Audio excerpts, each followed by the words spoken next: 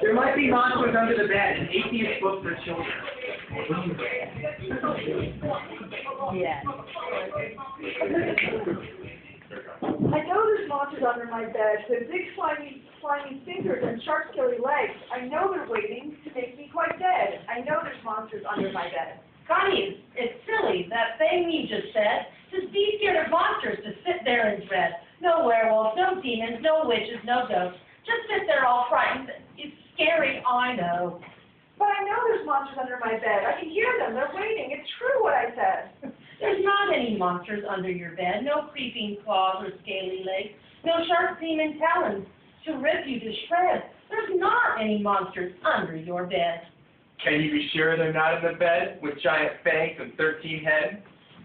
Or what if he's hiding in the closet, waiting for your snores to cross it? Then slowly sneak out and slip down your head. You'll never wake up because you'll be quite dead.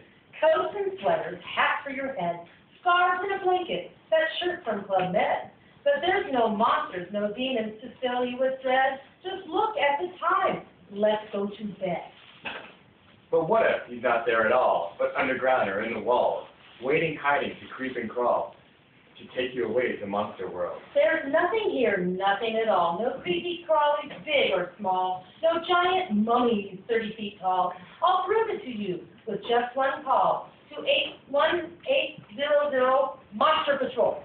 And fast as lightning, quick as light, the Monster Patrol came that night with doodads, whiz-bats, and slime detectors, mummy sensors, fright detectors, tentacle gropers, demon darts. They'll find the monsters, any at all. And they searched the closet, they searched the floor, they combed the ceiling, and looked some more, behind the garbage, in Teddy's eye. They searched, and Izzy sighed.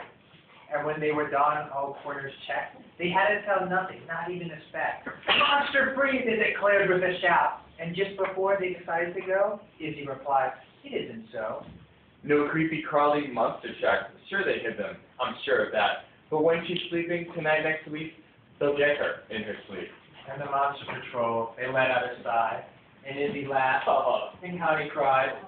And Hunter Freddy pulled out a key, and they all yelled out, to the time machine! Down to the van they ran with a shriek, and opened the door with a horrible squeak. Out came the doodads, the gizmos, and Moni, till they finally found the magic Zamboni. And up the stairs, to Mother's face, to Connie's room they went with haste, and strapped Izzy in, and it started to glow. And before they could stop it, they yelled, ready, set, go! Off to the past and the future they raced. They checked every corner and looked every place, through time and air and wind and space.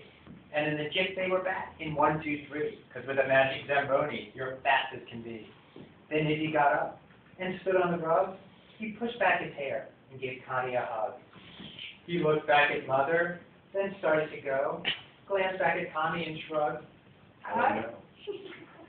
They still might be hiding. Where could they go? Monsters are wily. You really can't know. And the hunters they packed gave Mother the bill. They smiled at Connie, and Mom looked quite ill. And they descended, and as they descended, they let out a shout. Inside every answer, there's always a doubt. There's always a question in somebody's house. But something is nothing, and the proof is quite clear. There isn't a monster. There's nothing to fear. And Mother kissed Connie and turned out the light, and Connie just sat there, her covers pulled tight. And today she still lies there. She won't leave her bed. She ignores all the facts and turned off her head. But you're smarter than her. You see with your eyes. You think with your brain and look through the lies. And if someone's afraid of something they can't see, you say with a smirk, prove it to me.